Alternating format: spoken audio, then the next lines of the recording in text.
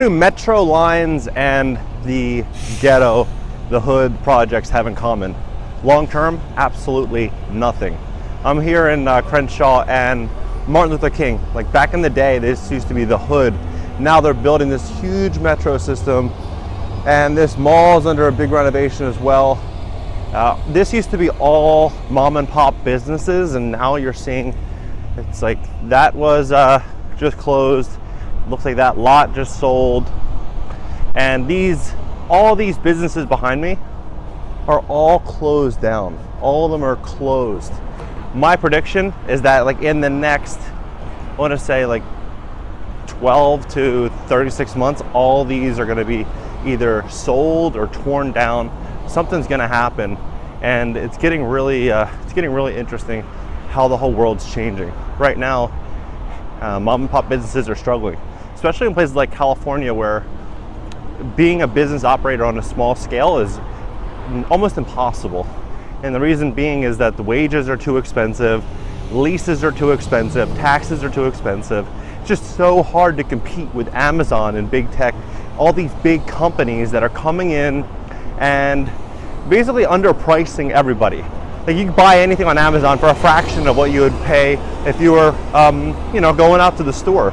So what's happening here is like what's going to happen with the metro is that all these developers are going to come in, pick up as much land as possible, and start building. They're going to start building property, building apartments, and people are going to sell their homes that they've lived here for 20, 30 years. They're going to sell them for a huge profit on what they paid.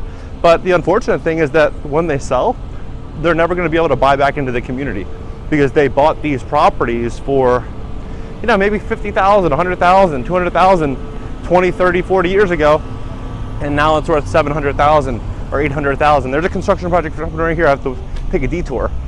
And so then they're never going to buy back into the community, and the property is going to get remodeled, and it's probably going to get sold for $1.5 million or more, and it's just going to continue. It's going to continue and continue. And all these tenants that are here, unfortunately, will be displaced. They're going to be, the buildings will either be torn down, or they're going to, probably live there for 10, 20, 30 years, eventually move out, and new tenants will come in. So there's rent regulation. There's a lot of different things happening in California to try to help tenants and kind of degress the situation that they call gentrification, but really it's nearly impossible. And the reason being is that the way that the world's changing now with big tech, and it's almost like there's no middle class anymore. It's like people are just coming in with huge boatloads of money, talking like 9 figures, and they're buying big plots of land and developing. And they're asking themselves, well, what would be a really good investment for me? And they could go out there, buy a huge property, say $100 million property, put $30 million down, and now control a $100 million asset that they know is going to increase in price. So there's no better asset. There's really no better asset than investing in shelter in a dense location with a housing shortage. So I'm crossing the street now, and as I do this illegal jaywalk, I'm going to go into this neighborhood here that is really nice. And this neighborhood wasn't that nice just maybe 5 years ago, but look at it. These are all beautiful, beautiful properties.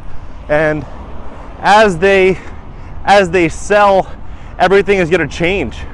So it's not going to be it's interesting because people want to say that it's the landlord that's the issue. It's the overall system. The overall system is really screwed up because people can't get ahead. They can't get ahead. They can't compete anymore. It used to be a way where people could literally just compete. They could go into the market, bring a product or service, and compete with one another, and the most successful person won. Now it's not that way. Now you look at Amazon, they own 30 other companies that are all, wildly successful. Anything Amazon does is going to succeed. Blackstone, for example, they're out there buying tons of property in metro cities like DC, Boston, San Francisco. They're buying huge acreage out in Texas as well, near metro lines. They're buying mobile home parks as well as Sam Zell. He bought 144,000 mobile home parks in the last decade. I did a video on that as well. So it's like there's a huge concentration of wealth within a select group of people. My opinion is that the middle class is going to be completely gone, and in the next coming recession or 2 or 3, big tech and these companies are going to come in and buy everything. They're going to buy everything because they already know everything about you. They already know everything about me with Alexa and with our phones. It's like, you ever notice when you talk about something, talk about a car, talk about dog food, talk about anything on your phone, you'll see an ad for it. It's like they know what you want, where you can live, what you can afford. They know everything. So if you're thinking about moving, they already know that data. So them being able to not only provide you housing, but also sell you advertising, sell you toilet paper, sell you everything else you need. They're going to essentially control everything. And I think it's almost naive to think otherwise. I think that the people that are thinking about, hey, I'm just going to go out there, I'm going to start like a lawn care business, I'm going to do something, it's not going to be enough. It's not going to be enough. Even like doctors and like those engineers and people that are really educated, those high-end paying jobs, are going to be struggling in the coming 10 or 15 years. I mean, this neighborhood, it's just kind of crazy. You go to Compton and like those other neighborhoods that people thought were sketchy and ghetto and no one wanted to live there, 10 years ago, now it's like $600,000 for a house. 20% down to 600, 120 grand plus closing costs, everything else you need. You need 150 grand liquid to live in Compton. That's what I'm saying. So that's why I'm really, really passionate about teaching people, teaching beginners especially, about real estate investing, is because I feel like we have a short window of time to still be able to go out there and buy property at reasonable pricing. Even though right now it's still pretty expensive, in the future it's just going to get worse and worse and worse and worse for people to kind of step in. And that's why if you're buying like the small multi-units like I teach, then you're going to do way better, just because you don't need as much money to become a player. And as rents increase, so will your property value, and so will your overall security for yourself and for your family. I'm out here looking at this, it looks like a flip over here, and it's just so interesting. It's really kind of crazy. I've been in LA since 2009, and watching like the transition from neighborhoods that used to be really ghetto and sketchy to being absolutely like just beautiful is wild to me, and it feels like it's happening overnight.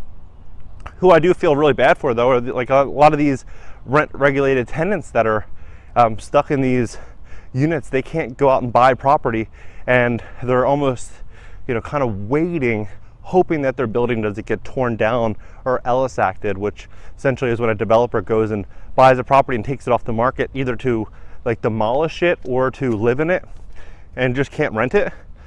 But it's like all these tenants are in a pretty scary situation. I really do feel bad for them. So if you're renting right now, look at renting as like a short-term situation and a good way for you to save money and get ahead, because you don't want to be 30 years into a lease, 40 years into an apartment, just kind of stuck wishing that you bought a piece of property, back then. Like all these rent regulated tenants probably wish that they bought property, so then they wouldn't have to worry about all these fears. I mean, look at these homes, they're beautiful, but who can really afford it? That's the question. Who can really afford to buy a $600,000 house, a $700,000 house? I mean, you really have to be crushing it. You have to be doing really well. I was just in San Francisco and I took one of those, so where you ride the bicycle, or they ride a bicycle and you sit on the back cart. And I was talking to the guy, and he seemed like a really, really nice guy, but he's talking about the hate between like big tech and the middle class. And he's saying like how people can't stand the people that have money, and it's like this kind of segregation between the two people. And I think that's only going to get worse as well, obviously, as more and more and more people can't own property and they're forced to pay a lot of their income to just live.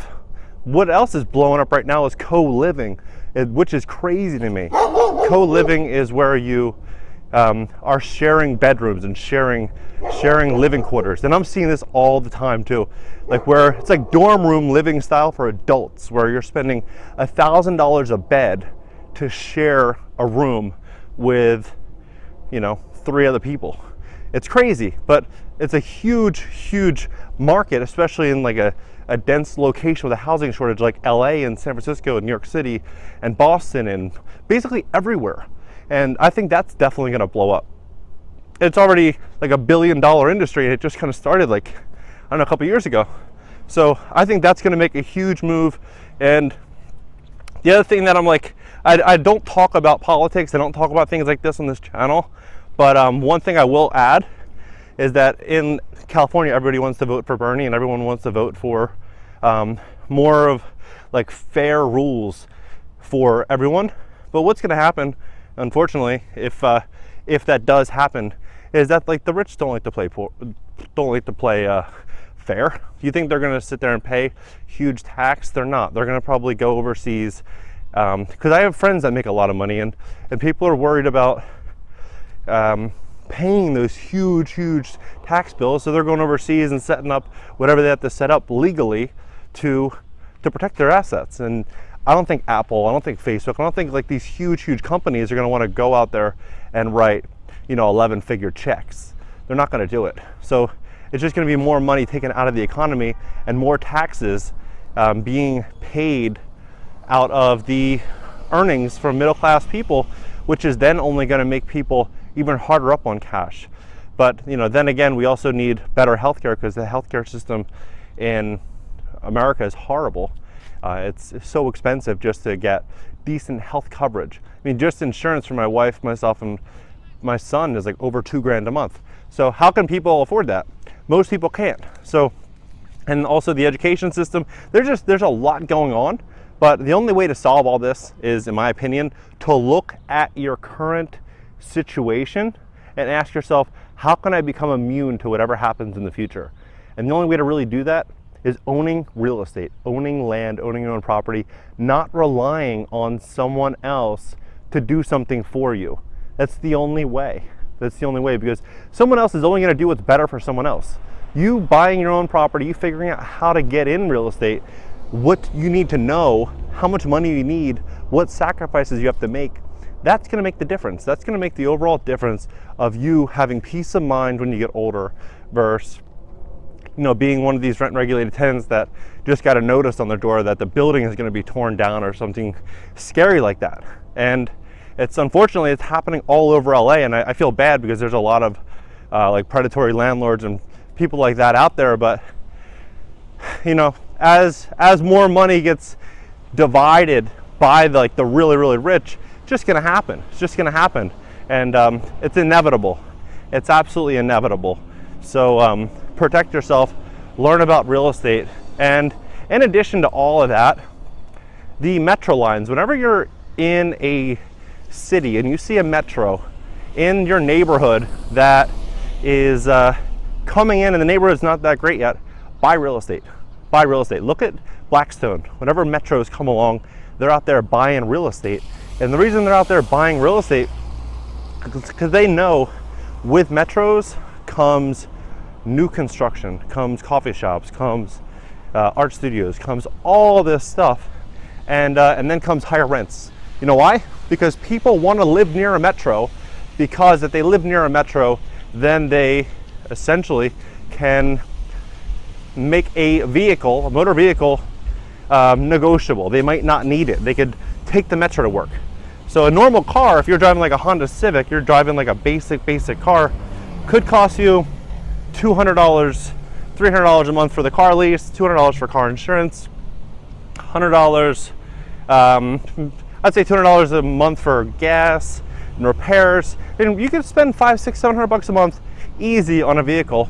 But if you live near a metro and you're going to work, you might spend $30 on a metro pass. So what's going to happen? Rents are going to increase near metro lines, and that's just inevitable. So if you can buy property near a metro, you're going to do really well. You're going to do really well long term. And especially, it depends also on the types of units that you're buying and what you're doing. But overall, I know that people watching this are beginners. They're people just kind of starting out in real estate. It's not like I'm talking to like multi-billionaires taking advice on YouTube. They already have it all figured out and they're already out there, investing their money. But I want to just help the beginner learn about passive income real estate, because I know that you know, just one deal could change your entire investing life. Could change your entire investing life. So thank you so much for watching. Please like, comment, and subscribe. Thanks.